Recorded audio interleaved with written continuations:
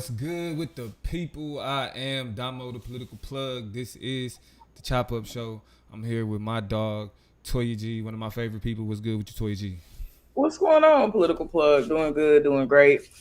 It's a Friday night. Shout out to everybody who saw us kind of put up the bat signal last night with the anticipation of going live, but we had to kind of roll that back and move around some tech stuff. But we fixed it. So we back and we appreciate y'all for going ahead and jumping in either live or after the fact or somewhere on Spotify or on Apple Pods or wherever you listen to your podcast.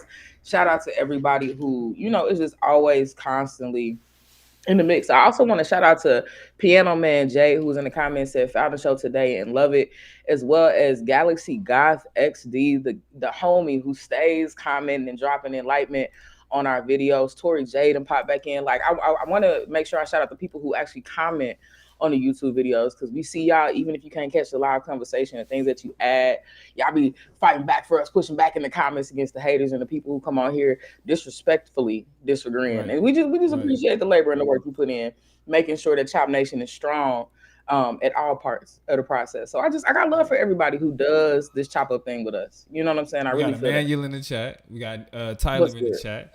The You know what I family mean? has So arrived. we here. Yeah, we getting started. So without What's up? further What's ado, up? y'all see who on the thumbnail. It's her time to shine. She's shining right now. Let's have this Kamala Absolutely. Harris conversation to you. With this Yeah. nuanced Kamala Harris conversation. Let's go.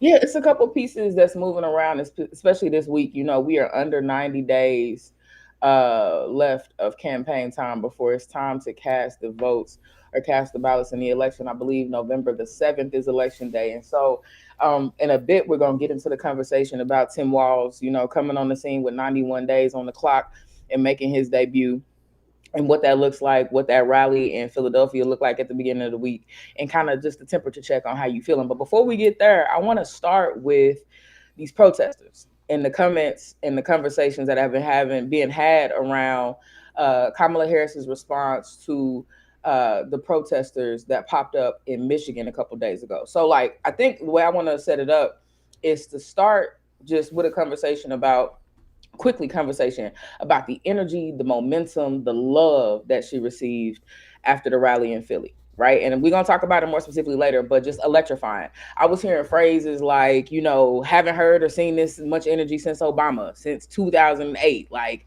haven't, seen it, just so electric. So, and people fell in love. You're going to hear me use the phrase cult of personality throughout this conversation today, because I really feel like that's what was sold. You know what I'm saying? People falling in love with Mamala, falling in love with this black Indian I hate woman. that name. I do too. Falling in love with then dad, the whole fatherly coach figure, hero, American hero figure that it was I being ain't projected seen on that Tim shit. Walls. And so yeah, it was a whole thing, because she even did it in her introduction of him. She went into great lengths to talk about a lot of his attributes and a lot of the things that makes him outside of just being governor of Minnesota. And so that was cute. And everybody was just smitten. Right. And I think that was Monday or whatever. And so everybody was just in love. It was great. It was warm and fuzzy and things like that. And then, of Mm-hmm. course, by the time we looked up, I think Tuesday had passed, maybe Wednesday. And I apologize if my timeline off, but a couple days after that, she goes to Michigan. We know Dearborn, Michigan, the state of Michigan, one of the highest Islamic populations in the country.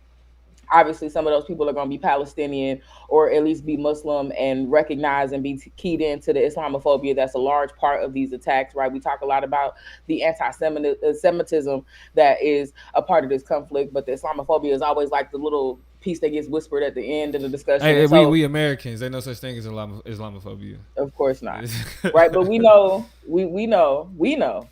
that all of these things are at conflict, that all of these things are true at the same time. And most of the times that is the case, where multiple things are true at the same time. And so she goes to Michigan, has a rally, and you got the clip set up, because I want to make sure we get the whole full just. I want to make sure you see the affect. We talk about, the affect, or like not just the words, but the way things are said, the textures, the tone, the pitch. In communication study, we call this paralanguage, right? The speed, the volume by which things are said that really allow for you to understand or appreciate or analyze communication as well. And so that's kind of what we about to do when we listen to her response to some hecklers from, and let me make sure I get their the name of their organization correct because I don't want to misspeak about the organization who's a part of the protest, and they are called um Uncommitted National, the Uncommitted National Movement, who specifically, called out the issue in Palestine. So go ahead and play that clip. This is 7:29. You got the actual,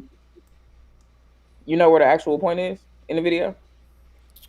Because this one Nah, is the longer version. the This one, the one nah, I the one sent? that I got. Yeah, it's only a minute. Oh, okay. Okay, got you. Go ahead. Okay, Perfect. all right, but let's go. He intends to surrender our fight against the climate crisis, and he intends to end the Affordable Care Act. You know what? If you want Donald Trump to win, then say that, otherwise I'm speaking.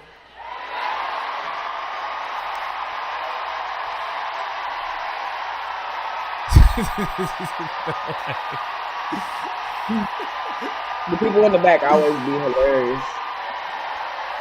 Always. And she keeping the stone face too. Yeah, that's what I'm saying. Take it all in, right?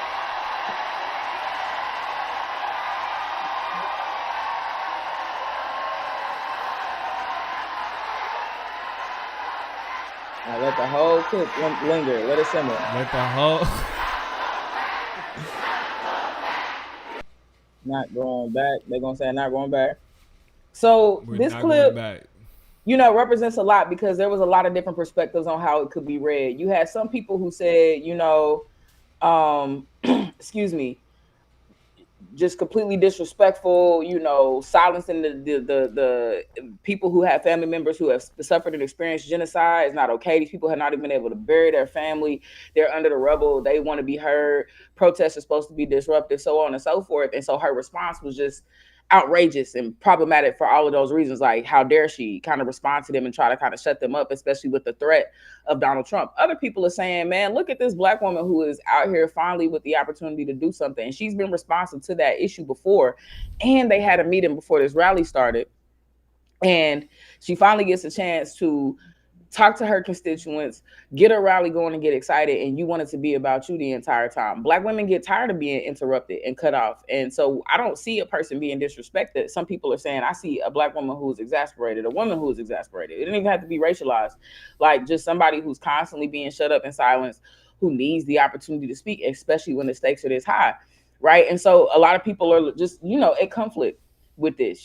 Some people felt like she was tone policing and then used the wrong tone to do it. Other people said, the cake got to be baked. It's business at hand, and we really can't take a single issue focus on this type of issue. So a lot of conversation about whether or not this takes away some of the bite from the momentum and what she's trying to do. A lot of conversations about whether or not, this is the same old same with a new face where we see this insensitivity to genocide, to war, to this, that, and the other. What you thinking? So I think it's I think two things could be true, and I hate to like ride the fence, but I think like that's just if we're just looking at the reality of the situation, if we're being objective, I think that one, I'm always a fan of protests, always. Like that's, what I'm saying, as a citizen of the United States, that's one of the, one of the things that's supposed to be protected. That like us, because a protest is just a representation of people who are displaying their grievances and having the ability to do so, right? So I'm always gonna be on the side of the protester. But I think that in this instance, when we understand the background of it, when we know that you've had conversations with Kamala in the past, or like previously leading up to this, y'all talked, y'all actually had the opportunity to personally point out y'all grievances, and she responds. Yeah. And she responds and says, yes, agreed. We should do things like more arms embargoes and not sending more support over there and stuff like that. And she agrees. I just got to point that out. Right. And so, and we're going to see more what she agreed with in the next clip. But I think that this is like, when you're the person that's supposed to be running from the perspective of, like, is this whole, what's happening in Palestine is a question of human rights. We know that her opponent is somebody who can give a damn about human rights. You feel me? And as moderate as Kamala is, and as establishment as she is, and how even connected to the Biden administration is complicit. When we talking about strategizing what's a better option, she the better option. And she even recognized that. So I think this is one of the situations where this is what politics is supposed to look like. It's a ugly game. It's a dirty game. You have opposing sides. You have people who have agendas. You know what I'm saying? You have people that's right and you have people in the wrong. And in this instance, I don't think her response was like extra or disrespectful or really super dismissive at all. It's like the whole reclaiming my time shit. Like they like if you know what I'm saying, I'm gonna get my opportunity to speak. And at one point, a black woman say I'm reclaiming my time was actually something that was considered like that was that became a rallying cry. You feel me, for black women in politics to make sure that like you're not gonna talk over me, you're not gonna talk through me, you're not gonna look past me. I'm gonna represent what I'm saying, and I'm not gonna allow you to believe that you have the power to shut down what it is that I'm trying to say. And so I think I'm cool with her response. I'm cool with them protesting. Like this is what it's supposed to look like. Yeah, I mean, I feel like, I'm listening to myself talk, and I don't want to make it seem like I'm taking her side or her position and prioritizing it over the real live realities of these protesters. Because I'm not saying that at all. And both these protesters who spoke out in this rally, but more specifically the people who are just like, I get a weird feeling in my stomach when I'm being compelled to vote this way, knowing what I know about what's happening on behalf of the United States and at this administration's behest. I think the question for me that I'm having trouble answering for either side is, what is the bright line? Right? As a candidate who has a responsibility and who is already leaning in a certain direction, what responsibility do you have? Because she don't miss opportunity to talk about women's rights.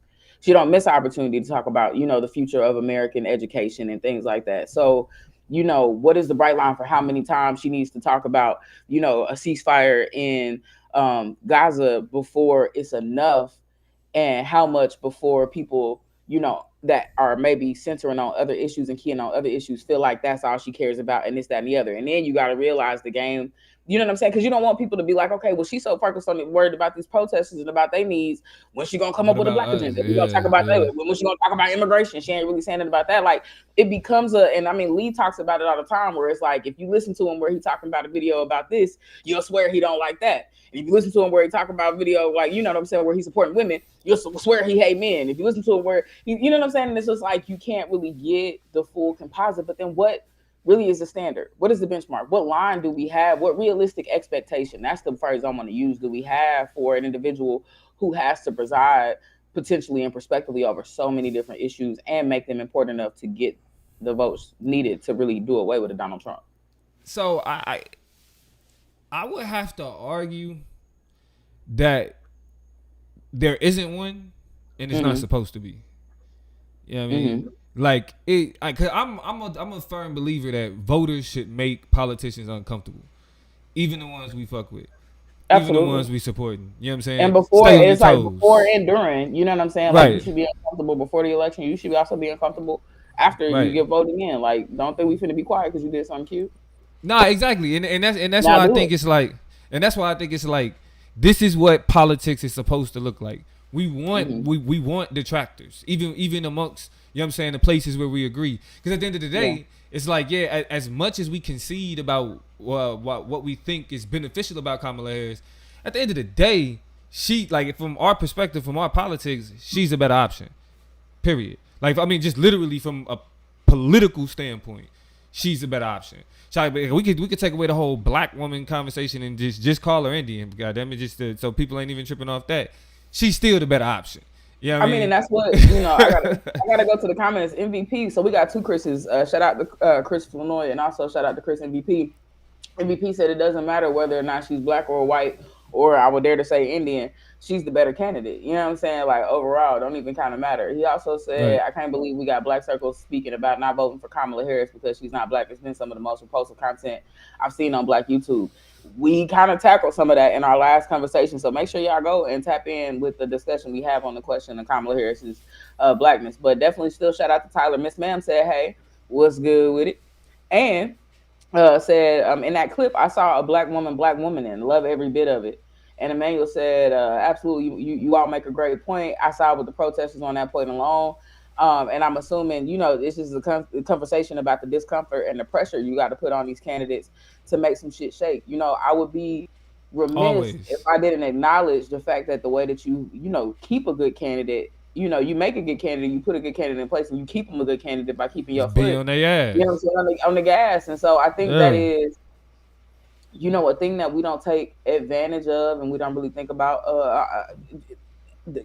Foot on the gas of the party. You know what I'm saying? If you align yourself with a particular discipline, like at all levels, making sure that there's a system of accountability held, but that has to be a new approach and refined approach that we have. Now, I don't want to belabor this because there's been a response to the criticisms that we're even talking about now. And so today there was a rally in Arizona, in Glendale, Arizona, and I have to acknowledge that apparently this is the largest, historically, the absolute largest political rally that has ever been held in the state of Arizona. So, Democrat, Republican, before this point, wasn't that big of a rally. Definitely, Trump rallies didn't gather these types of crowds, and so a lot of people was in the building in Glendale, and this is what she went ahead and had to say about the commotion that was caused in Michigan.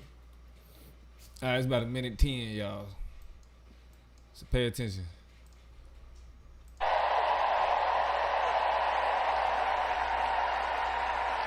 Which includes respecting the voices that I think that we are hearing from. And let me just say this on topic of what I think I'm hearing over there. Let me just speak to that for a moment, and then I'm going to get back to the business at hand.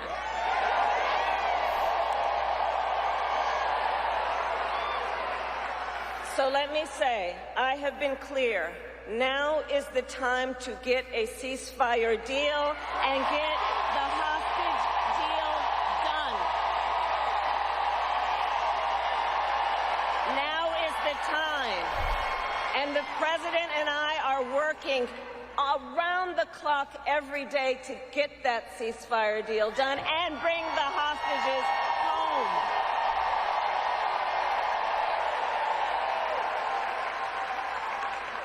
So I respect your voices, but we are here to now talk about this race in 2024.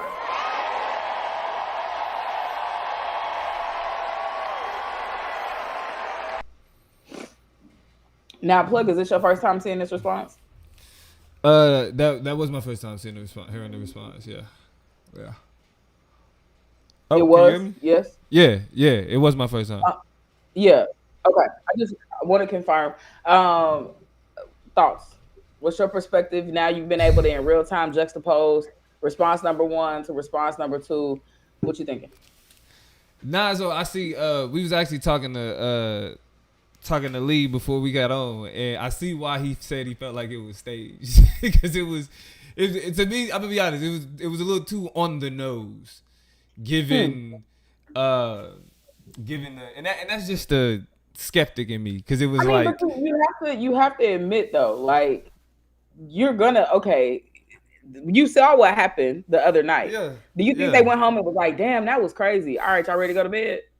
All right, man. Nah. All right. So you don't think they sat and talk? Like it's a fine line between staged, which is a high accusation, and over prepared and more realistically over executed. So I just want to be clear. Do you really feel like, because what you're saying is if you stage this, then that means you're implying that Michigan was staged. So what was staged if you're saying it was staged, or are you saying it was over rehearsed and over prepped?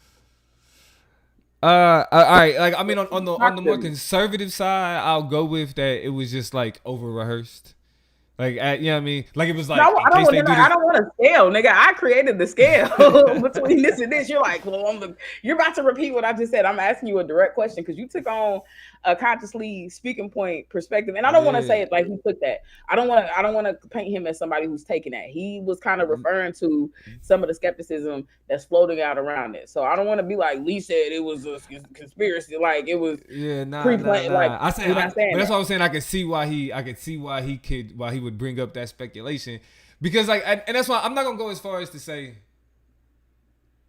I'm just saying, I want you to own it. Whatever you trying to say, I want you to own it. Don't give me no middle shit. And y'all in the comments, tell the plug to talk, stand on it. No, fuck it, I'm gonna stand on it. That shit was staged. The first one wasn't staged. The first one wasn't staged. But I feel like no, if you gonna say this was staged, you have to, then that implies that Michigan was staged, because why? No, then? I think that it's plausible that another group of protesters would interrupt. That's plausible. That's what I'm saying. I'm willing to say that. So, but I think though, like as far as when I'm thinking, I guess I'm going as far as to equate like the over preparedness part of it with it being staged. Wow. I mean, listen, all accusation, my boy. Like, you act like it's only six. Go ahead. Nah, I mean, cause like, listen, because this is what I'm saying. Cause look, if you look at the video, here's my thing, and here's what I want you to respond to. Is if you look at the video, it looks like there are people who are like rah rah rah whatever, like trying to start it up again, and she's like, based on what I'm hearing from y'all, we finna go back down this path again. So let me go ahead and set this straight. So are you saying that she planted people in the audience, had them start a commotion so that she could shut them up and make this point? Is that what you imply?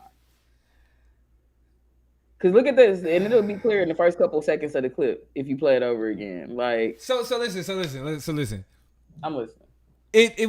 I do think that it's a possibility that there were people who wanted to give her another shot at this. It's the people that wanted to give it. They wanted her to have another shot at it. No, listen. You know, I'm telling you. You know, I'm pro Kamala. But here's the thing, though. There are people certain things who wanted to give her. All right, go ahead, bro. I mean, because this is why, because I thoroughly believe, right? Like right off the heels of the last protest, like or the last shit, like we ain't even a week out. You know what I'm saying? And then it's just like another opportunity. And she executes it, right? But I think the problem is that like it's like the execution is sometimes too on point. So the black woman was too good. That's crazy. Miss Ma'am said, staged or not, it was a great political move to address it in clear terms, which I think is the ultimate point. Either way it goes, staged or not staged, niggas like us gonna sit on their little YouTube channels and debate that shit out and be like, oh my God, I can't believe you said it's staged, just like we're doing right now. But when it's all said and done, she got a chance to talk about that shit head up and be like, let it be no more speculation. You know what I'm saying? Whatever. Miss Ma'am said, let me rephrase. Do you think the response in Arizona was staged, or the answer, or that the answer was staged, like she had it prepared? He thinks it was, the whole thing was orchestrated, set up, staged, put somebody in the crowd. Hold up. No. Don't try to backtrack what you just said. I'm not letting you do that because you don't want to be pegged down. He literally said they want her to win so bad. They want to give her another chance. I'm air quoting for my people listening, not watching. I think it's possible. I'm pro Kamala, but I think it's possible. It was too on the nose.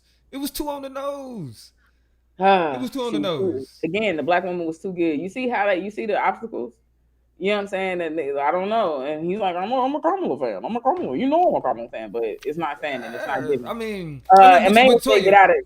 Emmanuel said get out of there. He said you got to slide. And shout out to Jamal Davis, who, of course, I agree, said, I think she knows she needs to hold on to the Muslim population in Michigan and also needs to keep the Jewish community happy at the same time. It's a tightrope walk. You know what I'm saying? She's doing double duty and having to get in there and make some shit clear. You know what I'm saying? And so, either way, the plug ain't trying to stand on business. I'm standing on business. But okay, so we're in an era of politics, right? Yeah. Where the like the buttoned up, you know what I'm saying? Like the on point, right? What you expect from politicians is what's starting to turn people off. And I think I've moved away from calling Kamala the Black Hillary Clinton. I moved away from that, but I think that was the problem with Hillary. Like she was already like overqualified, but it was like this. It didn't have the authenticity, and I'm putting that in air quotes because I'm not agreeing with the sentiment, but I think the authenticity appeal that people feel like Donald Trump has, and so that's why I'm saying like when I'm looking at it as somebody like purveying or like surveying the political landscape and how we think about things, right? And like what are people like going to pick up on, or what are the things that they're identifying about Kamala? I think it's those points where it's like she's trying to come off how they assume she's trying to come off a particular way, and it's not authentic. And when shit is too on the nose, it leaves room for questions of authenticity. I mean, All right, so let's go ahead and put our debaters hats on real quick. You know what I'm saying? I feel like in a world where we've been prepped for a debate, and we know in debate there are 8 speeches, and the last speech of the debate is a 2AR. So if you ask or if you 2A beg, in the building. 2NR. 2A. You know, shout out to the Yeah. 2As out there. Gang. Right, but the Yeah. speech, that's the last affirmative speech, the pro side. That's the last speech they get. And then you get the 2NR, the last negative speech they get. And the thing that makes it difficult about debate when we prep for debates, and Plug can attest to this on either side, because we prep with the, our partners, even if they have those jobs, is there's what do you want to set, what do you want the last speech to sound like?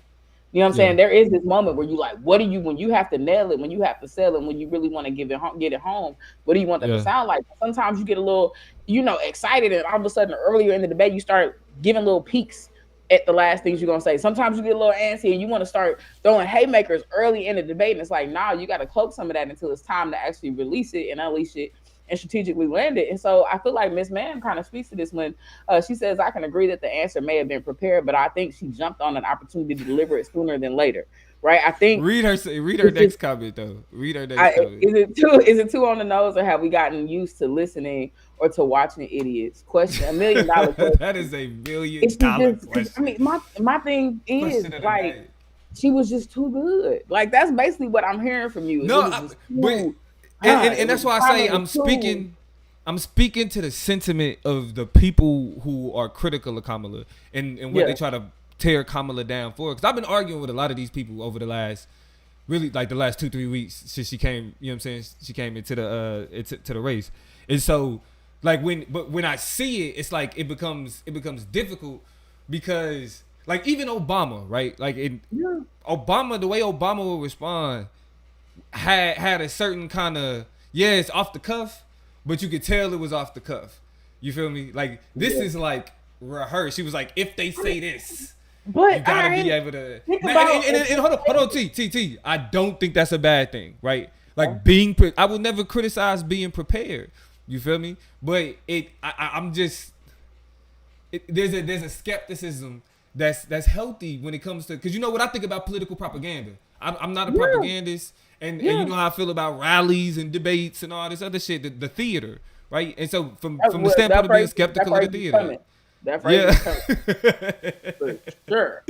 Yeah. And you'll see how I use it. But I agree. I think the thing that we have to be mindful of is if the conversation is coming down to this, right? 2 things. 1, if the conversation is coming down to her being overly prepared or overly choreographed, the delivery kind of being off and weird, bear in mind, it's been 70 days. I'm sorry, not 70 days, probably 100 days, right before an actual election. She ain't had no time to spit shine. Like 90 something, yeah. Yeah, because I mean, she made the announcement about Governor Walz, Tim Walz or whatever, 91 days out. I think she learned she was running for president. A couple days ago. Yeah. 10 days before that, you know what I'm saying? If that, you know what I'm saying? So she hasn't had a chance to go hit and have these conversations and deal with these issues and smooth out the responses. It's been real hot and heavy. The second thing is this. We having a conversation about whether words that she's going to be directly quoted on and held accountable to from now on, she said them. So let's not split hairs, I feel like, because that's better than us having a conversation about what she's not willing to say. I agree on that. Walking back, about like, you know what I'm saying? Like, this is one of those forest for the trees. This is good for a week. This is good for the moment. But I think in a larger sense of things, this doesn't do anything to undermine any of the momentum. That's what Moore said. One said Kamala smoking that Trump pack in November. And I see it. Without a doubt. I see it. Without a doubt. George Jamal said at a certain point, all her answers will be prepared. So I'm not mad that it sounds like she practiced. Most of politics are about vibes and how you make people feel. And to be honest, like the comments for that video, let me go ahead and read some of them for you, because I'm gonna tell you how just kind of Twitter kind of responded to it. And in the place where I first came in contact with that mug. Here's the comments say. Hey man, relax. Damn lax. You don't hate Twitter that bad. You bugging. I don't know why the response is not loading. The comments not loading, but they was loving it. They was like, hell yeah, do your thing. Respond how you feel like you need to be responded to. Like, you know what I'm saying? This was what you needed to say. This was apt. This was solid. So hopefully the take was favorable. But let's go ahead and jump into the second part of our conversation about, this campaign and where it's headed tonight, which is the discussion about specifically the intro rally, right? We're not really talking about these rallies that have happened since then. Michigan, I think she was in Wisconsin. Like I said, she was in Arizona tonight for a highly populated rally there. I want to go back to Philly when she first jumped on the scene, because that's when we first got introduced to Tim Walz. Highly momentous occasion. From the windows to the walls. From the windows to the walls. And I've been loving, I promise you, niggas don't miss, and they are so quick. You know what I'm saying? Because just the amount of memeage, or the amount of coverage, the amount of conversations, the amount of one-liners like that, just every time something happens, niggas just on point. It's like they planned it, but they couldn't have. How could you have predicted this? But the memes come so quickly. So what we have been seeing though, based on that rally, is just an explosion of love. Right? Just like, oh my gosh. I had to be clear, within, I want to say it was probably 7 or 8 hours that day of making the announcement about Tim Walz being a part of the ticket. They made $10 million. Over the next 24 hours, from that Monday, maybe 36 hours to that Wednesday, they made $36 million. I didn't believe they have not stopped making money, because she ain't doing nothing but been popping around and going around everywhere. And they saying, KamalaHarris.com, Kamala Harris, whatever the website is, she driving them over there. Yeah, and they complain, and they complaining that she's not doing interviews. She's not doing any sit down interviews. She's campaigning, motherfuckers. Like, that shit is. Anyway, continue. And I don't know if you saw the screenshot that I sent you, but it's also, if y'all haven't heard this breaking news, I sent this to the plug earlier, September 10th, because I got a question for you. Yeah. There's a debate. Trump has agreed to sit down with Kamala and debate on September 10th. Are you going to watch? Do you think it matters? What say you? So as I said before, I really don't enjoy political propaganda. And so actually I'm gonna watch it. I'm about to be on some bullshit. Stop being ridiculous. I'm gonna watch it. But I'm gonna be honest. I'm kind of weary for Kamala, because I think it's just it can create opportunities for the type of skepticism that people have about her authenticity, about how she, treats certain things, you know what I'm saying, and all of that. So I think that opportunity is still there. I believe in her though. Like, that's like the skepticism of like what to prepare, like how do you prepare for something like that? Like, if I'm trying to figure out, like, as a debater, and you think about if we hit whatever best team, you know what I'm saying? Like, what are the things that we got to stay away from? What can they catch us up on? You know what I mean? What can make us look bad? Absolutely. You know what I mean? Absolutely. So I think from that standpoint, I'm weary for her, but also I think she got more to lose than Donald Trump does. She has more to lose than Donald Trump.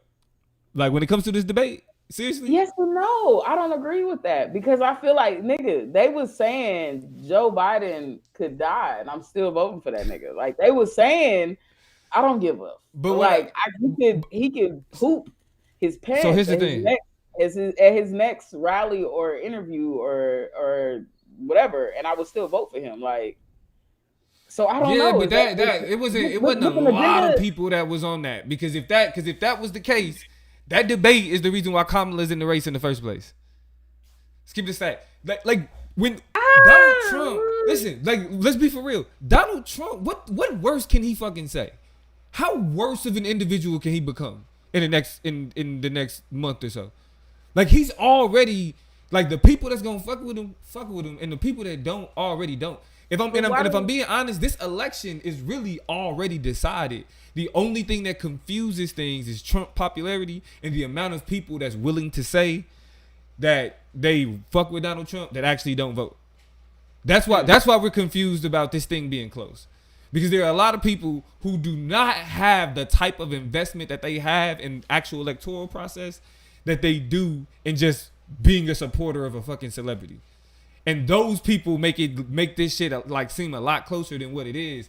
But it's a reason why we see the type of enthusiasm that we see for Kamala is because Trump can't be no more of a piece of shit. Yeah, but then I think if that's the case and that's true, I don't know what Kamala could do in a world where he is the pieciest shit of pieces of shit that could possibly have piece of shitted, that there's no wrong that she could do besides like committing treason on live television. I don't know what she could do besides like I don't know that there's a thing. I think Kamala can get up there and be like, because this is the thing that I think she's gonna have to do, as a matter of fact. So I feel like in a debate it's gonna suck because she's gonna have to do shit like kowtow to people like the police. Right, she gonna have to rise to middle shit, and she is the police. She is she is the police. Don't run away from it. No, listen, I'm not running because literally on Monday at the rally they snuck that pro-police. We gotta have more police to protect these neighborhoods. They made up a metaphor, hypothetical young girl who deserves to walk through a community safely, and was like, so we need to invest in law enforcement. Like they did that, and it's gonna happen again on September 10th. And I want to know, and I really do want to see if people can hold their breath enough to deal with that. Can they? And will they? But I dare to believe, based on my response to what you're saying, is that they will, because they're going to have to. They're going to have to suck it up and deal with pro-police and police propaganda being floated around if they want their women's rights, if they want these Black history classes back in these schools, if they want some type of approach to immigration that ain't walls and shit. They going to have to be like, well, here's the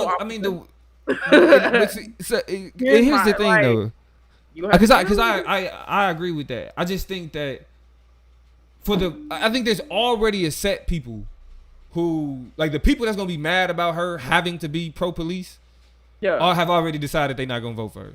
She's not gonna lose any votes by saying some pro-police shit. It's really gonna be a matter of perception, and I think the reason why she got more to lose is because Democrats and Democratic media, liberal media specifically, cannibalizes liberals. What they did to Joe Biden was fucked up. Like, they're just keeping it a stack. You know what I mean? Like liberal media let Donald Trump lie his ass off and be like, but damn, Joe Biden is old. You know what I'm saying? Yeah. Like, so if Kamala does things that kind of makes her come off as because I'm thinking about it from a campaign standpoint. Not just I'm cool with her. I like her mannerisms. I like how she presents herself politically.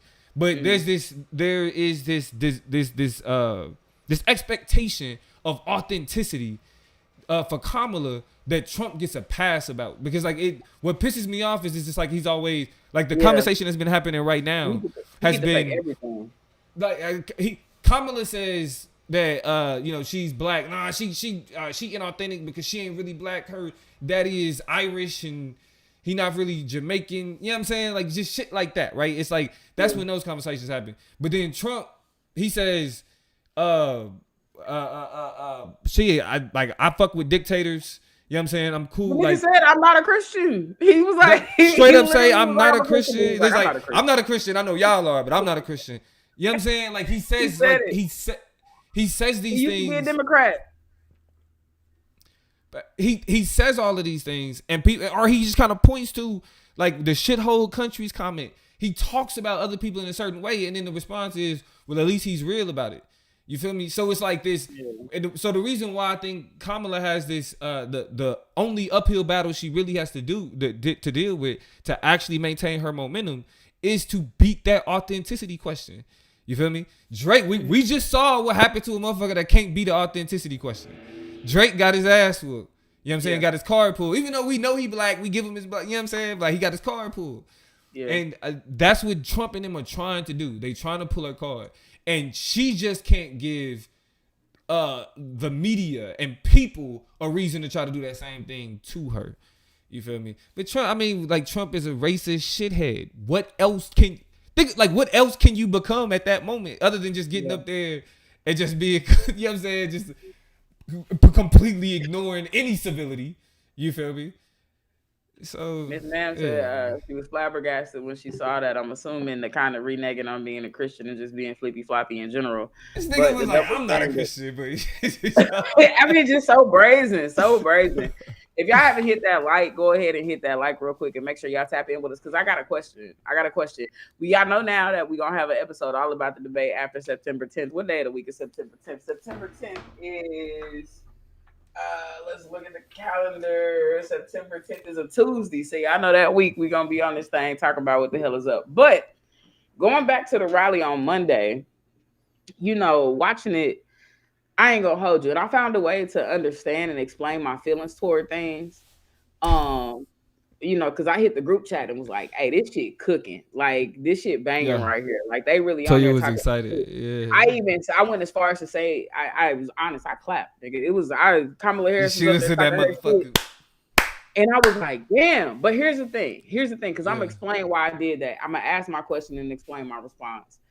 But my question, plug and chat, is as I guess really I'm gonna talk to the plug because I know how he identifies. But if y'all identify as leftist or if y'all identify as independents, you know what I'm saying, or people who just not really falling for the okie doke with this shit. Here's my question for you.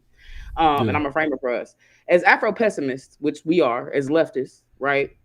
Who specifically approach our Black leftists. leftists. Yeah, black left. Our black leftist approach is that through an Afro pessimist lens, really not having a whole lot of faith in what the system can do, but understand that we have to be a part of it in order for the day-to-day survival that we strive and for the survival of our people, our communities. We got to participate. Right. You know what I'm saying? So never get it twisted. And this is a hat tip to the title of the show, The Enthusiasm for Kamala and the Reality of Politics, because we always stand in that world. But my question is, as Afro pessimist, is it okay to be excited? Is it okay to look at what's going on right now, to see the tides kind of turning, and to feel a feeling and to call that excitement? And I want to punctuate this question by pointing to this phrase that they kept using at the rally when they was talking about us bringing joy back to politics. Right? That was a phrase that was really a part. You know what's hilarious? What? You know who Jesse Waters is? I know you probably seen him before. I know exactly. The Fox News dickhead. Yeah. The white idiosyncratic dude who always got something to say. Yeah. So his mom is like super fucking liberal. Like she's called it to his show and was like, this isn't good. You're just like this, like really cooked him on his own shit. And that is the term that he brought up on Fox News that his mom used when describing Kamala Harris and the feeling that she gets at like when she's watching these rallies and when she feels tapped in, joy. Yeah. Like they talking about this on Fox News. Like that's the sentiment that this nigga mama getting. She ain't raised you right. But yeah, go ahead. Yeah. But I mean the question, and I'll repackage it, or not even repackage it, but repeat it so that we are clear about what I'm trying to get at for you and the chat. Yeah. And if you listen to it retroactively, tell me in the chat, like comment. In the comments. Do you feel like as Afro pessimists or people who are just not mystified by the political process or what we call political theater, we know what's going on and what's possible in this world we live in. Are you excited? Is it okay to be excited? Is it okay to be enthused about these things? And more specifically, do you identify or can you identify with this notion of putting the joy back in politics? Are those things compatible? Right? What is it? What would that mean? What does that look like? Like unpack your feelings about that series of questions real quick. Oh, because like I was ready to say it last night when the show fucked up, and I don't want to think about it all day and just kind of so it's kind of been sitting on me. But the reality is that the answer is no. It's not okay. The answer is no. Right. Because it's not okay to be excited. That's not to say you shouldn't be. But the reality, it's complicated. I know. When something is not okay, you shouldn't do it. So I don't understand that. Because I think what we have to recognize is the tension between the reality of blackness, the reality of black life in America, our relationship, you know what I'm saying, with the position of the presidency, period, and at its baseline, you know what I mean, mm-hmm. and its real impact on this. Because like the thing about politics is you gotta be able to tap into the hearts of the people, especially black people. You gotta be able to connect on that type of level to any type, you know what I'm saying, to a certain degree. But no matter how effective one is at doing that, at the end of the day, Kamala is still an establishment moderate. You feel me? Like I can make it. I can. That's how she ended up being vice president. Exactly. So I can reconcile, or I have to reconcile the tension of her being an attorney general, doing her job, right? Mm-hmm. Doing what any attorney general have to do, but the reality that means for blackness. You know what I'm saying? Like I can't put all of it at her feet, but the role that she did play. You know what I mean? Like so it's like we as Afro pessimists, we can never move away from the reality of the political landscape and what we represent in that political landscape, even when we have those small glimpses of this is something I can attach myself to.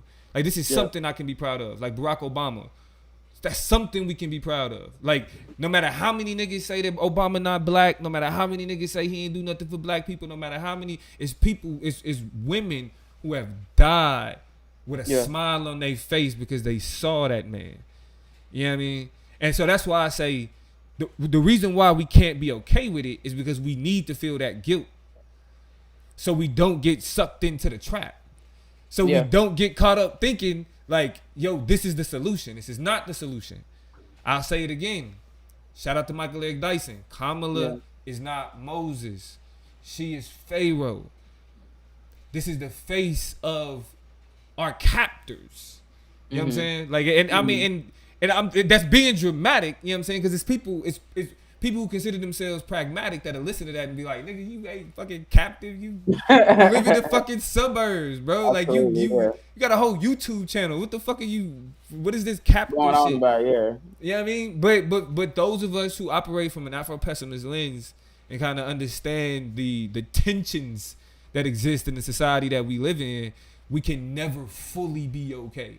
So as much as, this is why I say, let's get excited about Kamala, get her fucking elected. From a pragmatic standpoint, we still have to feel the guilt of participating in this system that we know works to undermine who we are culturally, us as a people.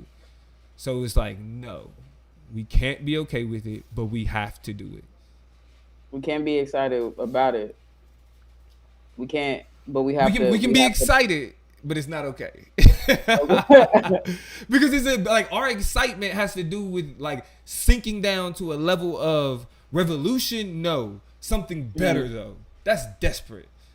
Like, you know what I'm saying? Like, what should make our soul smile is revolution. We fuck with Kamala. We're excited about Kamala because we're desperate. Well, exactly. That's really what it is. You know what I'm saying? Like, I think that feeling of excitement is just the water. You know what I'm saying? Like, when you've just been so parched. Like, damn. Like, I didn't even know that I could feel like this. You know what I'm saying? When you've been like, it's like really when you've been outside and you've been working, like maybe you just hot as shit, maybe you've been working out, maybe you've been just stuck outdoors, maybe you decided to have something and you finally get back home. Right? You do Disneyland a lot. Y'all been walking around that park all damn day, and it's been tears, and it's been feet, and it's been lines, and it's been drop food, and it's been, but also great times and laughs and a lot of high energy. And then you finally get home and it's like, I never knew water to taste like this. I never, I was like, you really have for a second. It's like this is what I was sold. You know what I'm saying? When I was told that this was the process I was supposed to be participating in, when I was getting grown, and when I was 18, and when it's something different. It's something different. And so, but here's the other side of it too. Because I had to deal with myself. Right? I started this question off really telling you about how I reflected on the energy and excitement that I had, and the clapping and shit like that.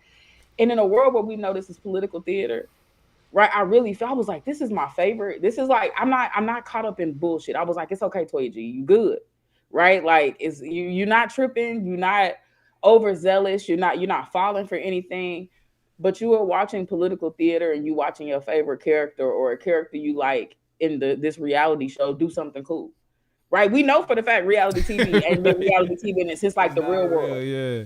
It's like Big Brother. It's been very choreographed. We in the era of Love and Hip Hop Atlanta where they used to set up the fights. Now these little crazy people on Zeus and on Baddies for this and that and the other, they just fight each other. It's crazy. They just fight. Yes. But before we got to fight, honey, which is a whole different conversation for another day. We have to talk about these shows and what we're doing with it and how we feel about them. Because they just fucking fight the fight.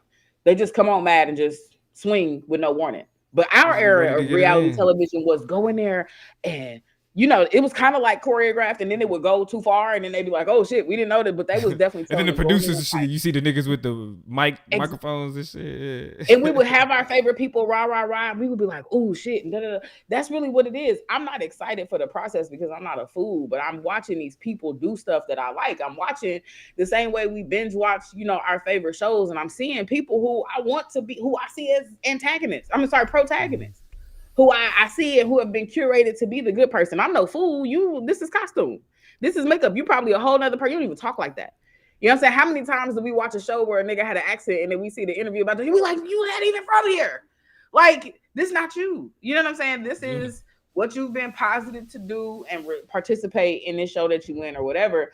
And so I was like, okay, thank God, right? Like, I'm just taking it in and recognizing when good people, air quote, are doing good things. And here's why I say this. And here's why I really can't be captivated by it, because I'm reminded that these same good people that I feel really warm and fuzzy about now, who are landing those one-liners just right, who are hitting the shit and holding the pose and holding the face and taking all the best pictures on a mundane Wednesday afternoon in 2026, when she co-signing some bullshit, or when I hear about some nonsense that's like, and some more weapons get shipped to Israel. You know what I'm saying? You're just a figurehead. You're just a representative. You're just an extension of an imperialist, capitalist, anti-black, anti-colonial regime that seeks to do and continue on a certain agenda. You wouldn't have been deputized and empowered with the position to even do what you're doing if that wasn't the case. And so, it's holding those things in tension. Yeah, go ahead. And that's why I think the criticism of the enthusiasm is misplaced. Yeah. I mean, just the criticism of Kamala, period, is misplaced. Like, I'd be damned if we hold Kamala more responsible to a higher standard or for people getting locked up in the criminal justice system, even with her time in that role, than I would Donald Trump. Fuck that. Yeah. Like, that nigga don't need to be police. He took out a full act. Like, he would have been, if he would have been in her position, Donald Trump would have been worse. If he had the competency to be able to be an attorney general, he would have been worse, because him not even being a politician, he actively put out a propaganda to have innocent men murdered by the state. Fuck are y'all talking about? Like, let's be honest here. Like, right? Let's be honest about what's really happening. And so what happens is, we look at people like Kamala, and people think that because she's attached to blackness, because she has claims around blackness, that she's supposed to be our solution. She's supposed to be our savior. That is an immature way to understand politics. Like, y'all motherfuckers be wanting to vote for activists simply because they have a revolutionary image. For them to even get to the point where we talking about senators and we talking about Congress people and we talking about presidents, vice presidents, my nigga, they've already adopted and taken in, you know what I'm saying, the everything wrong with the United States federal government. You feel me? She take money from Israel, but that's not unique to her. That's unique to our entire fucking government, the whole system. They all take money from corporations. They all are in the pockets of millionaires and celebrities. All of them. So when we look at one candidate and be like, oh, this thing that is representative of the entire fucking system, even the Israeli-Palestinian shit, as much as I'm on the side of protesters, at the same time, that has been U.S. policy since before even Kamala Harris was born. You know what I'm saying? So really, for it to be then, or even really when Joe Biden was a toddler. So and then we can't. Go ahead. Sorry, finish your thought. No, yeah. So I was just gonna say, so for people to take these very general realities of politics and then make them unique to Kamala Harris is politically immature. Like, there's an evolution that you have to go through to understand that your criticism is shallow, even though it's serious, and that is an important criticism. Yes, it's shallow because you're literally now fully understanding how politics functions as a whole. And then we can't forget, in relationship to that immaturity, the role that representatives and the Congress play, right? Still, you gonna want stuff from her that she can't do, or that's not in her power, or she try to do and get pushback on. Remember student loans? You know what I'm saying? Like, niggas try to get a little young, wild, and free with it, and SCOTUS and Congress members was like, no, Niggas like I mean, not on my watch. So the Biden administration. Let me say this real quick to piggyback what you were saying, real quick. But the Biden Harris administration proposed that they create legislation to cap gas costs for all the people who complain about gas. Mm-hmm. There was too much pushback for them to be able to accomplish it. The Biden Harris administration proposed limits and caps on rent. X. There was people who got in the way of that. So when we asking ourselves, why ain't nobody, like, who is the opposition? What's happening? My bad. Go ahead. Having a short conversation. Now you good. And see what Miss Ma'am saying that really dovetails with what you just said is this part of the conversation is verbalizing the disappointment people realized about Obama. So my thing is we have to learn from that, right? We've learned from this experience already. Like we should have walked away with some type of knowledge and understanding. And this goes back to my constant criticism of the Democratic Party and their lack of strategic kind of setting up and playing the same games Republicans were midterm in and midterm out to really set the stage up for momentum after Obama. It's like you learn nothing. You know what I'm saying? And in a lot of ways, I mean, you set things up to where things weren't strategically set out and you don't have the wins you need in the middle to make it go all the way up to the top or for it to be a top-down approach. Like we shouldn't have to be worried about Roe v. Wade.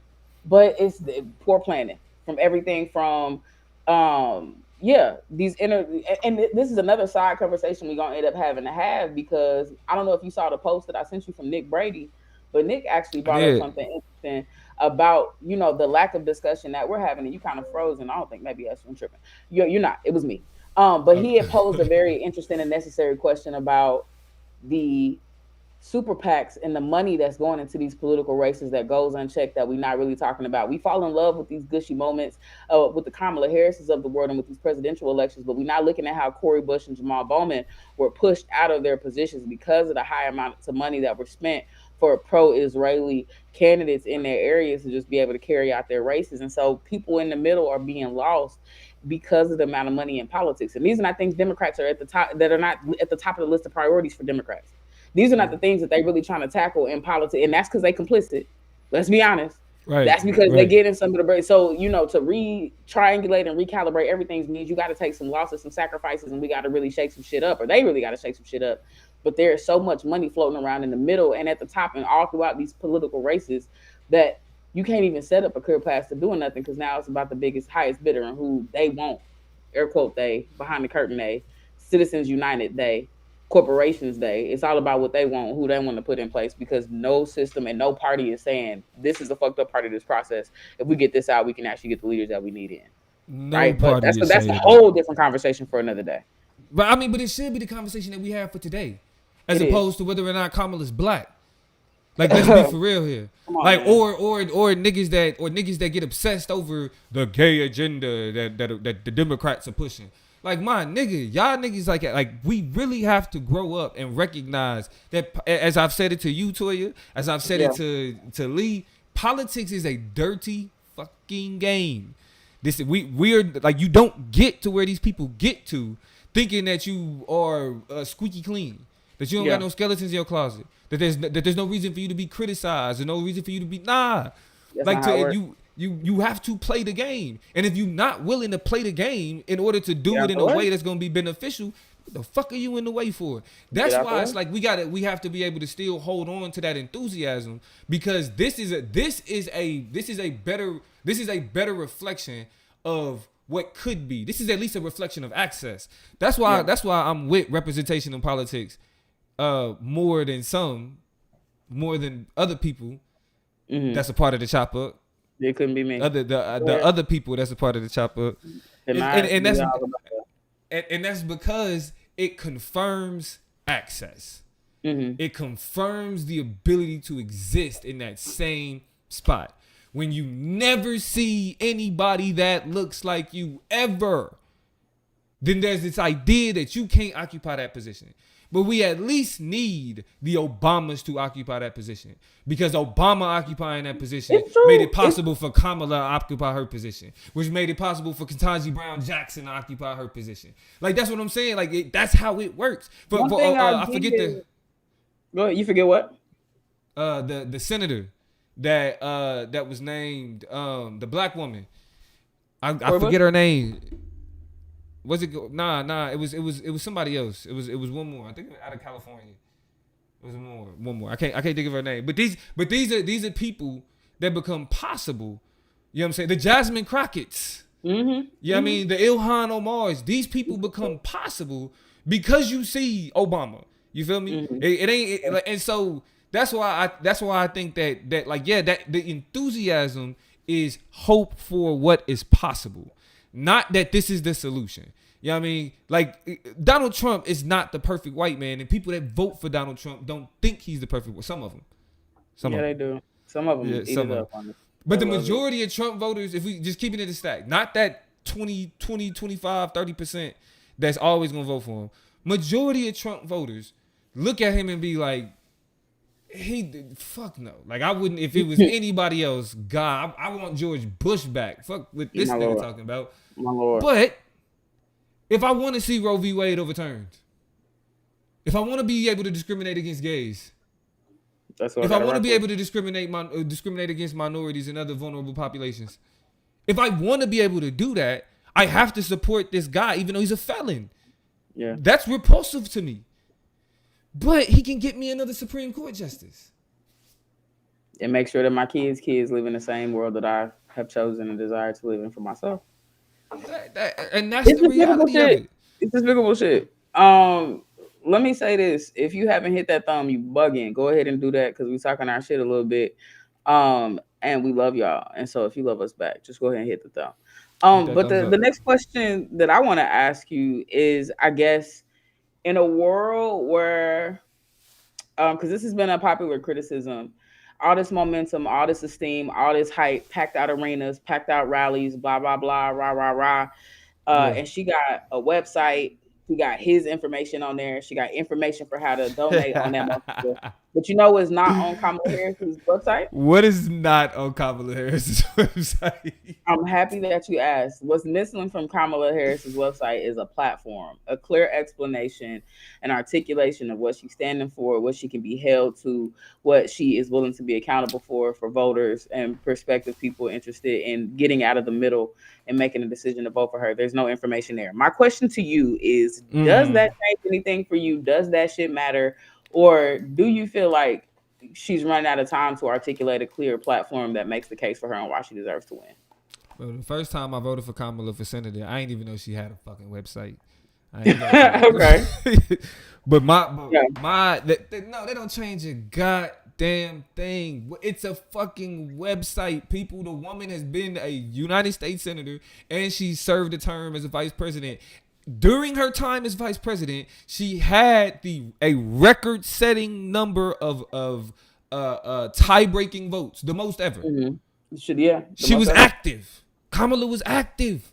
If you've been paying attention, she wasn't doing shit. She wasn't doing nothing. She was nowhere to be found. Whatever. She was laughing and giggling her way and walking her way through the vice presidency. Sis was cooking. Oh, Joe, yeah, I should have. We hopped on and got quick. You know what I'm saying? Shout out to everybody over there with Q Butter and them. Big love. But bro, so that's why I've been telling niggas, like Joe, no, that's why I've been telling niggas, like, don't talk to me about you ain't seen Kamala, because if you ain't seen Kamala, that just means you ain't been paying attention to politics. You need to get your ass off Facebook and Twitter and Instagram and YouTube. You know what I'm saying? And actually, because that means that there's a voting record.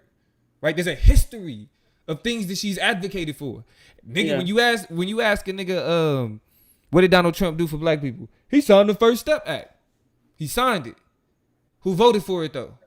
Kamala fucking Harris. Yeah. Kamala fucking Harris voted for the First Step Act. I mean, and people want to holler too about the fact that she didn't finish or she didn't do stuff at the border, but can't tell me about none of the more contemporary news about what's happening at the border. She just supposed to do immigration. She didn't do shit about immigration. Is a wall built from Florida to California? But did Texas finish their wall? Right, like they're clearly. Border, you said what? They did do something about the border though. What's that? The shit that Representative Senator Scott Langford. His bipartisan border bill that even Democrats felt like it was too aggressive. Mm-hmm. Yeah, Donald Trump said don't pass that under Joe Biden. Don't give them that. Don't give them that. So the reason. Well, this is all to your point. things have been happening. Things have not been happening as a result of the discussions that are having, the work that are being had, the work that's being done, that a lot of us don't even have the political aptitude to talk about. In the same breath, niggas would be like, oh, the vice president, that job ain't even important. That don't qualify for her to be president, whatever. And then you can't tell me what vice presidents do. You can't tell me about what any other vice president has done significant. You have it like, you know what I'm saying? So again, I think it goes back to this standard that people have for her and the explanations people want for her. Anything to detract from the fact that she's just a better option for right now. You don't gotta love her. You're gonna think she's amazing. You don't have to think she's, most awesome. And by all means, I'm not telling you to shut up with your, criticisms that you have, but to hold them up as reasons not to vote or not to support or not to get in line is just like, you don't have the political maturity to even be having the conversations you're trying to have. So and that's why that term that you use right there is beautiful. Political maturity. If you out there yelling, Kamala Harris, she ain't got no agenda for black people because she ain't got it on her website. You're politically immature. That was actually my next question. And I want to, because we're going to start to wrap it up a little bit, but I did want to get to this because, in the world where there is an absence of a plan, when we look back and reflect, we looked at, the pandering that Hillary Clinton and Donald Trump were doing to get the black vote during that first go around when he actually won the presidency. And there was a lot of conversations about what y'all gonna do for black people. The same questions you always have. Then things got turned up last election with Joe Biden and Donald Trump, and people like Ice Cube are very direct. Hey, what is your plan for Black America? What are you talking about? What can you give to black people? What promises are you making to black people? You got promises for Asian folks. You got promises for the border. You got promises for queer folk. You got promises for everybody except for black people. So what's your plan for Black America?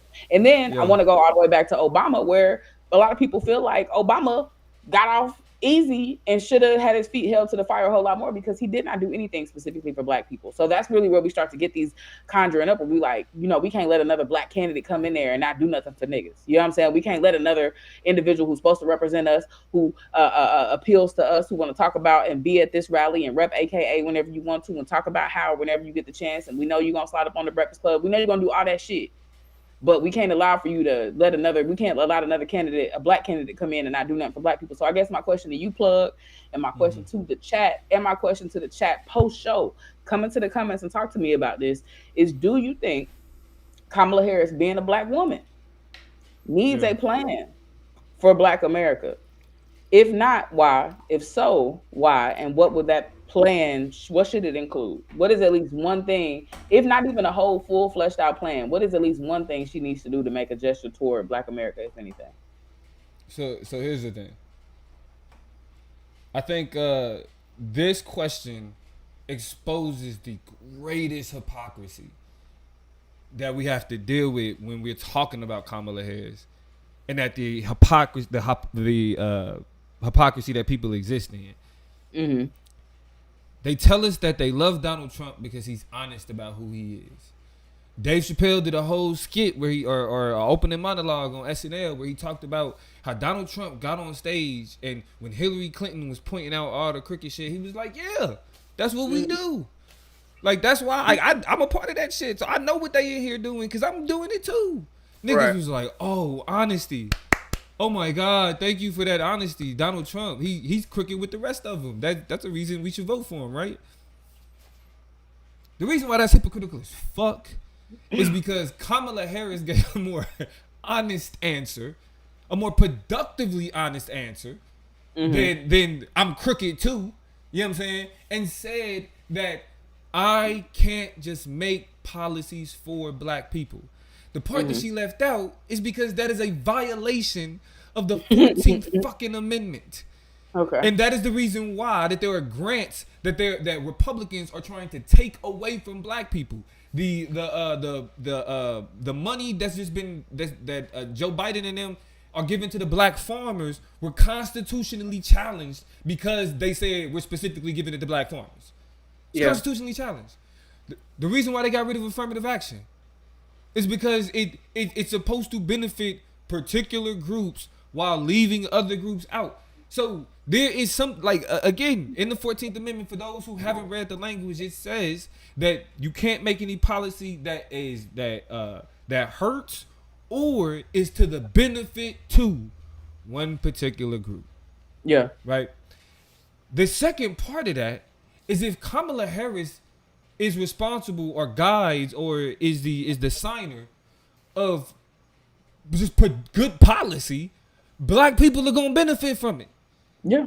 If for example, if they cap gas costs, black people are gonna benefit from the cap and the gas costs. If they cap rent, black people are gonna benefit from that, and we're gonna benefit more because we're being hurt by it more, right? So when Donald Trump passed his tax plan that raised taxes on people on $30,000 or less, it wasn't because he purposely attempted to raise it for black people. It was that black people disproportionately make up that number of people who make $30,000 or less. So when we do things that's geared towards the have-nots, anything that's geared towards getting poor people money, getting money into particular communities, we segregated as fuck. We don't even need to say black communities. We just go where some black people live, and you guarantee it's a lot more black people that live in that motherfucker. You know what I mean? That's how we have to think about policy. Because I think the most compelling thing that come out of black feminism and the Combahee River Collective was when they said that, like, if you solve the problem that are directed towards black women, that solves it for everybody. That's the solution. Yeah. You know what I'm saying? Like if we get rid of these, if we identify these forms of oppression that hurt the most vulnerable of us, then everybody else is able to benefit from that too. But because we exist in such a politically immature state that we overplay identity politics, even as we call identity politics into question. Cling so hard to the tribalism that you don't even see the strategy around the endpoint. There is no relationship to what we call a telos or an endpoint. It's only what you can see and then an intermediate. And we know just from people livers of life, that's no way to play the game. You can't be so infatuated with what's in front of you that you don't think a couple steps ahead. Like, that's just foolish. You wouldn't teach a child to do that. Why do you do it yourself? Exactly. So you got Regular Joe in the chat said, nationalize the oil industry, build nice public housing, invest in public housing, free daycare. Black people will disproportionately shit benefit from that shit. Like, we're gonna benefit more because we need that shit. You know what I mean? It's so many fucking daycares in the hood. I also think, I feel like shout out to the mamas running daycares, man, keeping the cornerstones of the community.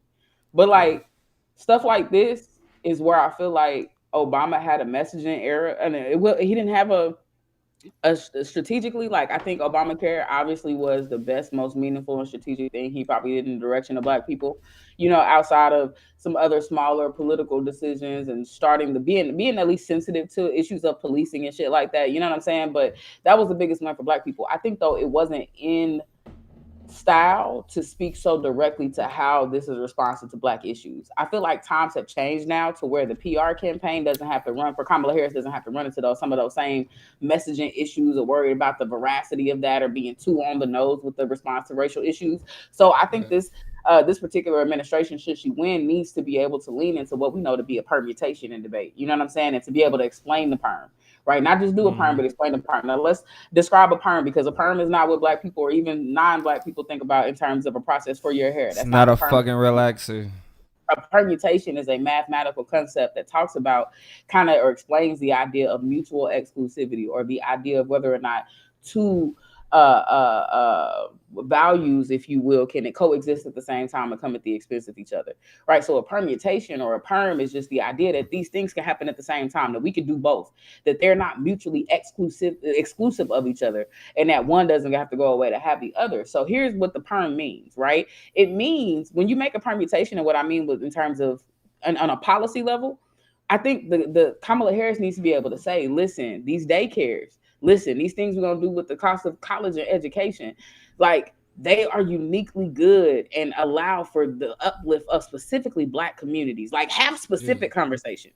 Be able to be precise about that and be like, no. So there's nothing we can do to eradicate things like, anti-black racism, or what we know to be anti-blackness or white supremacy. There's nothing holistically or totalistically we can do, because this is what affirmative teams, when they used to be run their policies, they'd be like, we can never solve all of that. But in the intermediate today, right now, we have these policies that are solving the impacts or the implications of those things.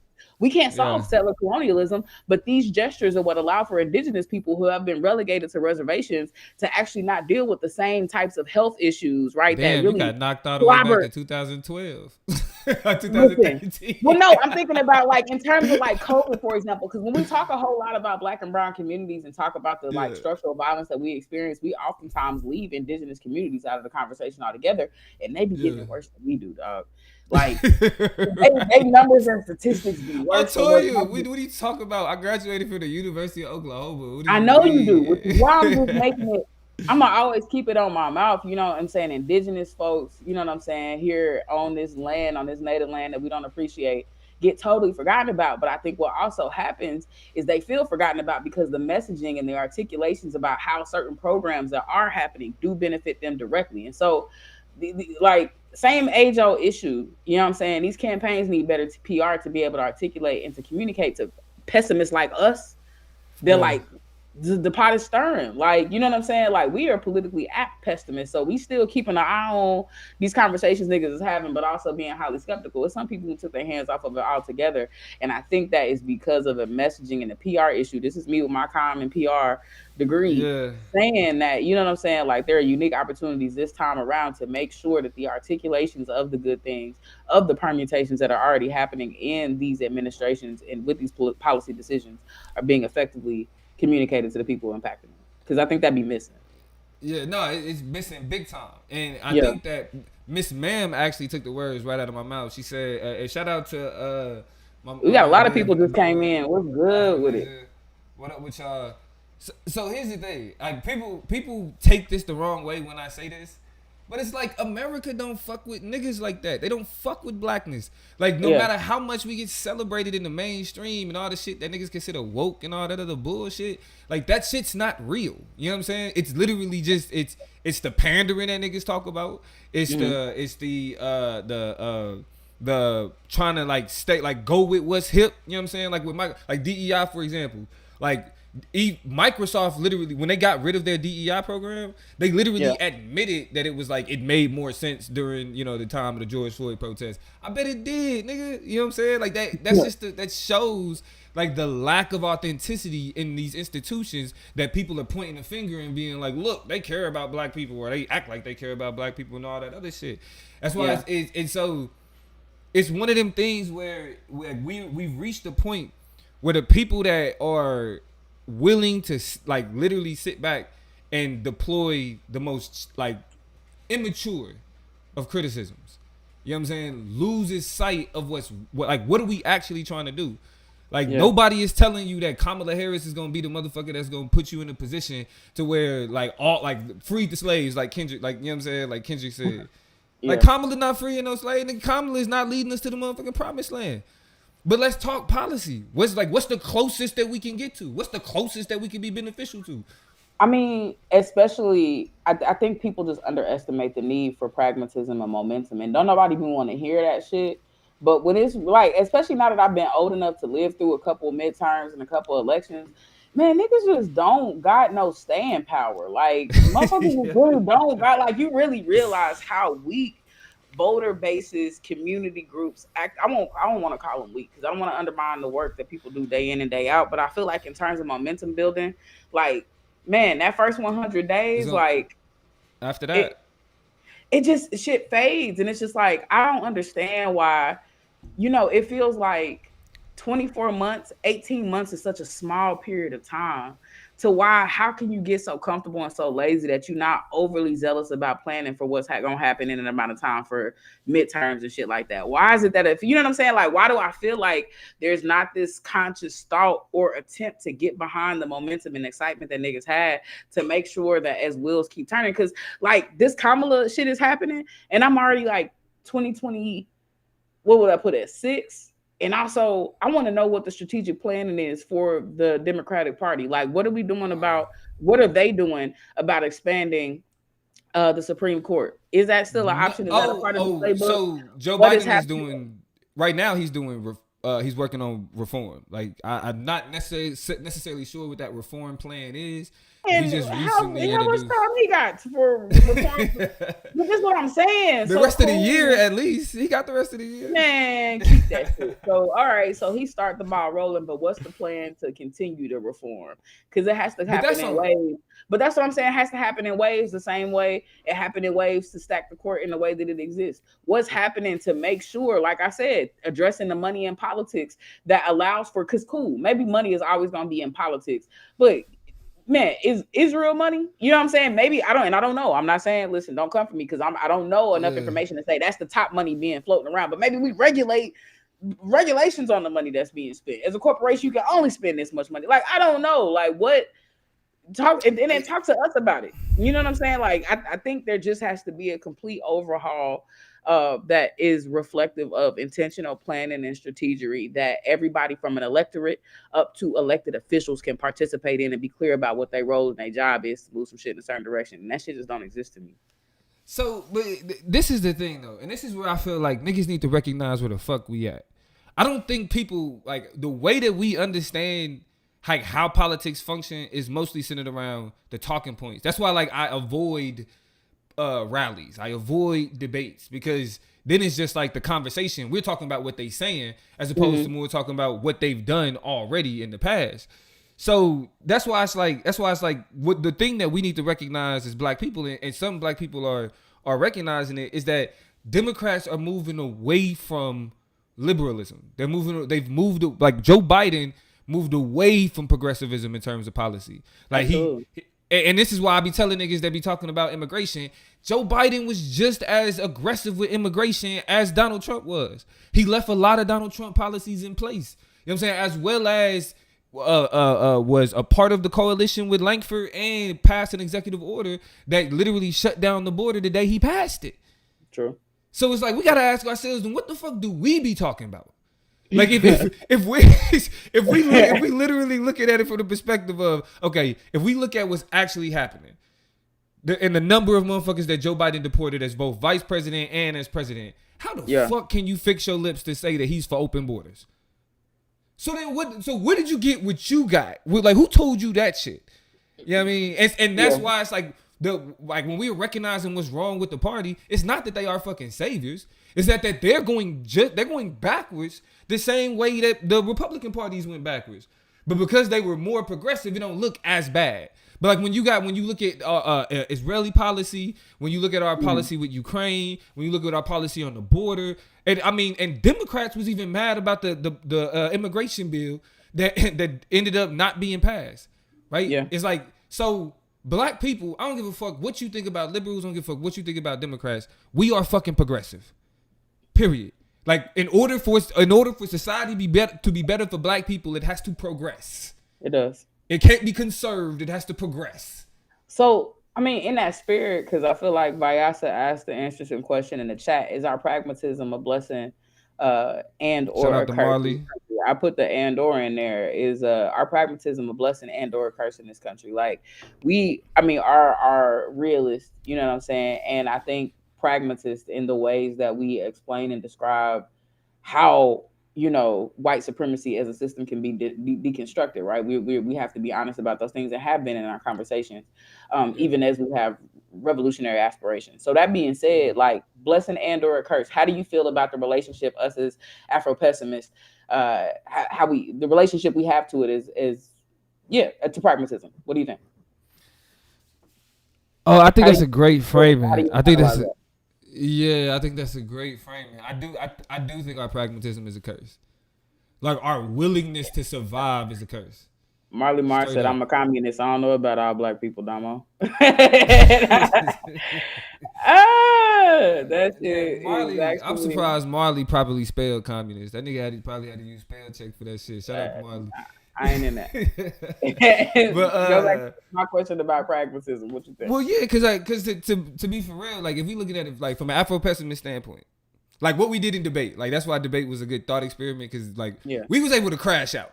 Like, if we being honest, like the reason why we was able to make Afro-pessimist arguments because we completely disregarded certain expected bounds of the activity and did what the fuck we wanted to do, as long as it matched. I mean, some niggas just did what the fuck they wanted to do regardless of what matched the resolution or anything else. And so I think it's like, in order to really hit the mission of Afro-pessimism, and in order to have a real unflinching paradigmatic analysis, you gotta crash out. Yeah. And like our willingness to survive and our willingness to create communities and thrive. You know what I mean? I think that it kind of gets in the way of us being able to do that. Because like, say we crash out and it does bring down the end of, you know, American society as we know it, and there's a utopia that's possible. We'll never know that, because we'll be like, you know what, fuck that. Y'all not wiping us out. So if we got to learn English, if we got to go to your schools, if we have to spend your money, you know what I'm saying? If we have to believe what it is that you believe, if we got to look at our own people fucked up, we will do that before we crash out as a people. The question was asked, I would say it's a curse. That's fair. The question was asked to explain Afro-pessimism. The quick and dirty explanation of Afro-pessimism is the understanding or belief that the event of the transatlantic slave trade, or of specifically modernity, right? What was created post our ancestors being, you know, brought across the Atlantic, post the instantiation of slavery, the denial of humanity of Black people, basically is so baked into the cake of the systems and structures of our society. We don't have a belief or an aspiration for the systems that be to align themselves either institutionally, culturally, structurally, systemically, to align themselves with the interests of Black people. They will always be reliant and fuel themselves and appetize themselves on Black death. They will always allow for and justify the gratuitous loss of life, and they'll do it so much so in such insidious manners and so kind of problematic and convoluted ways that it'll look like making Black people presidents. It'll look like allowing for, you know what I'm saying, Black people to participate in systems like policing. It'll allow for us to be mystified by these political conversations or whatever. And pessimism is the idea, is pessimistic, right? It is a lack of faith, is a lack, even insofar as investments, meaningful, tangible investments in a future of that system, right? The lack of it, it's a divestment from the idea that we are ever going to be in the calculations or in the presumptions that this country makes, not for our interest. So the way that we approach Afro-pessimism, because you get to that point or you actualize that a bunch of different ways. Some people say, fuck this shit. A lot of people look at the show and say, y'all silly and stupid for even thinking about it, talking about politics. Why even care about the puppetry? If it's all political theater, we can't believe you having discussions about elections and shit like that. Why you even talking about it? Shit like that. The other side of it, and this is where we get to kind of be in Afro-pessimist realists, is, you know, the reality of the fact that we get the threats that are constructed around us and the way the systems and structures exist against us, but we still deserve the right to survive, right? We still have to strategically make moves that realize that, you know what I'm saying, unless like extinction is on the horizon, unless some type of nuclear war is about to break out and we all finna just be killed right now, that we deserve to have functional, livable lives, to, you know, exist in communities that reflect our needs, to build and to develop things that meet the needs of ourselves and our people, you know what I'm saying, and create a pathway for at least our people, our families, our communities to exist in a world where we already kind of know how the cake is being baked. So I think that's a quick and easy, but also kind of dirty explanation of what Afro-pessimism is. Yeah, and I think an important part of Afro-pessimism, and an important framing for Afro-pessimism, is that, like, on YouTube, a lot of the conversations about Blackness have to do with how we identify and then how we identify other people. A crucial part of understanding Afro-pessimism is the fact that Blackness will never be able to identify itself in a anti-Black society. Like, Blackness will always be framed. It's the term that the philosophers use is facticity. Like, in an anti-Black society, like, we are always the material art aspect of it, and whiteness is what frames what that material representation means. What I think that we have to hone in, though, because like I think most people would understand Afro-pessimism, but I think the argument of like like the social life and social death argument is extremely important, is because even though we recognize the pervasiveness of whiteness and anti-Blackness in all of these institutions, we still deserve to be excited about something. Like, I think Black people still deserve to look at Obama and look at Kamala and say, from a representational standpoint, that's something I can be excited about. I see the mannerisms and the language and the affect, the vibe that I see amongst my culture, I see it in a place where that's not ever, you know what I'm saying? We don't typically see that. And although we can recognize that that's not the final fucking solution, that's not the key to unlock the door, what we recognize is, like I was saying earlier, it's a question of accessibility. Access. That dark skin isn't completely denied from being able to walk through these halls of power, which gives people the desire to keep shit going. If we ain't never seeing anybody that even remotely look like us, occupying these places, it makes it harder for each generation to see themselves in that same role. And so that and this is where like that the pragmatism kind of gets in the way, because we're happy about Kamala. But then Kamala gonna do some shit that's gonna represent the system, and because it's still the fucking United States, and it's still the fucking White House, and it's still colonialism and capitalism. It's a question of like pragmatism to what end? Like you're pragmatically working toward, you know what I'm saying, a wall with no doors. You know what I'm saying, that you don't expect, and we don't expect for you to open to let niggas out of. So it's kind of weird. Like in response to the question of like whether or not we should like and dislike pragmatism, it's like yes, but also, I think there's a phrase called cruel optimism that we fall subject to and we fall prey to, and that's this idea, and that's really what a lot of this Harris and Walz ticket is creating, is this kind of perception that things are getting better or moving in the right direction. But what is the trajectory of a pendulum that just kind of stays in place and teeters back and forth but never actually moves like geospatially forward? You know what I'm saying? Like, so you get excited, but we also recognize that this is a carefully orchestrated way to like appease people by making them cruelly optimistic about what's possible with no attempt or no investment, no what's the word that I'm looking for? Intent to deliver on any of the things that actually will satisfy, the demands that they have, the needs that they have. You know what I'm saying? So shit. Now the intent could be there.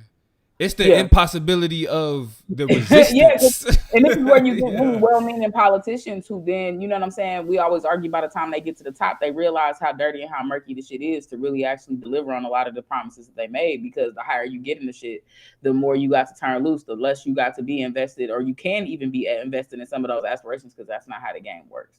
You see what I'm saying? So in terms of Afro-pessimism, if you are at all interested in how we've kind of taken that and framed it in the context of this conversation, political conversations, etc.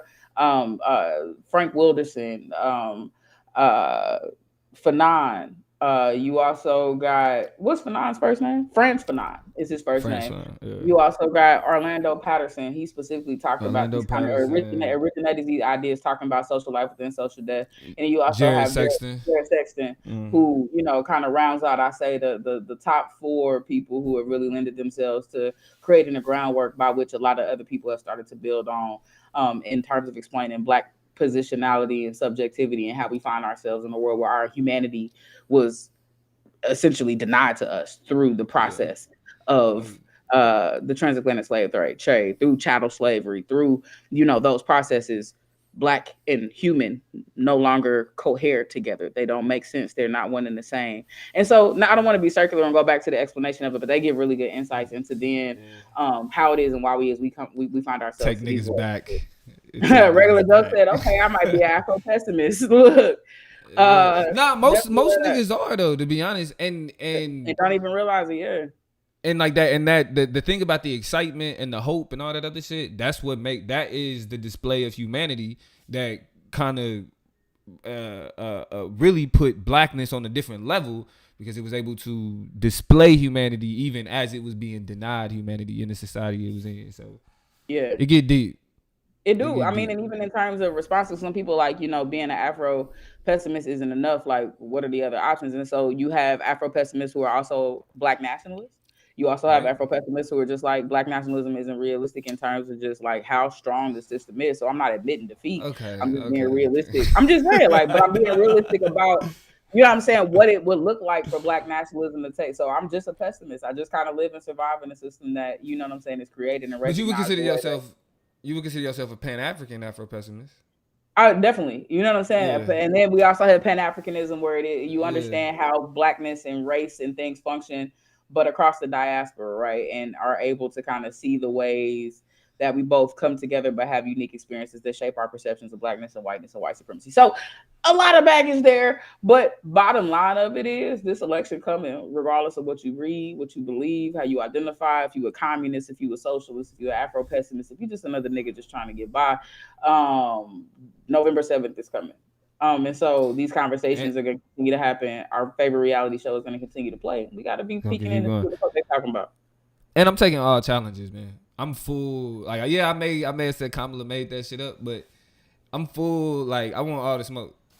Fuck it. Yeah. Like all of the Kamala ain't did nothing for black people. Holla at me. All of the, you know what I'm saying? Like whatever. Other than the she not black criticism, because I'm not arguing with niggas about that. We ain't wasting that time. You know what's funny is that I was arguing with like the niggas that I've been doing the most arguing with about Kamala being black. Don't even call themselves black. One of them call themselves a Moor and say that ain't no such thing as black people. And then the other one is an Israelite. Sure. A Hebrew Israelite. So that nigga, you don't even see yourself as some whole other shit. I'm not debating you niggas about identity. Y'all niggas is already confused.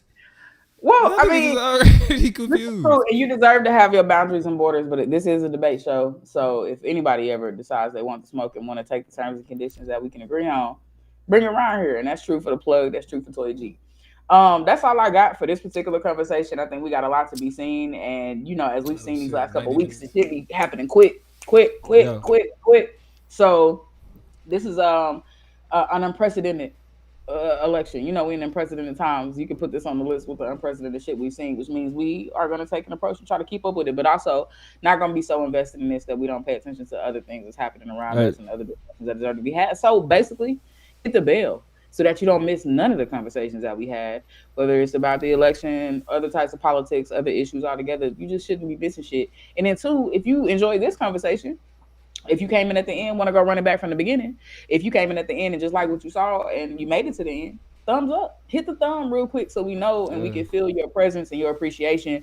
Talk to us in the chat if you haven't already on the way out. Afro Ninjas in the building said, I'm the nigga who's just trying to get by, who's just trying to, you know what I'm saying, like navigate this process and understand what's going on from time to time and just kind of, you know what I'm saying, pay attention to what's going on around me. I don't believe too heavily in nothing. I ain't read all that shit. I'm no fool. I'm no fool. This is what Afro Ninja said. And I'm with you. Marley Mars said it's a debate that can go up. You gotta read Marley comments. All the comments. There's a challenge up in here. Let's see. What's pro war crimes? Oh, I ain't even gonna get caught up in these comments. At this point, we love y'all. We at the end of the show. Thank y'all for commenting, devastating. Vyasa Moore is one. Regular Joe, all of y'all, Emmanuel, Miss Ma'am. You know what I'm saying? Like, it's love for all of y'all who just popped in here, who came from another live and popped in here and showed love. Come back every Thursday night, sometimes Friday nights, as you can see. And sometimes on the weekend, we get live and go crazy. So y'all make sure y'all stay connected to what's good. Shout out to Emmanuel, said we had a great show. We appreciate that type of love. Make us feel like we're doing our job. And our job is just to kick it with the Chop Nation. It ain't really that serious. You know what I'm saying? It ain't that complicated. It's rather, let me see if y'all see the tattoo. It's rather simple. You feel me? Her name is Toya, nigga. Her name is Toya, Marley. Latoya Curl Green. Boy, press in this fucking live. Get us out of here. I'm done. And let go. Wrap it. Hey, That's we it. out. This the Chop Up. You an asshole. We see y'all next time. Goodbye. Love y'all. Press it. End it.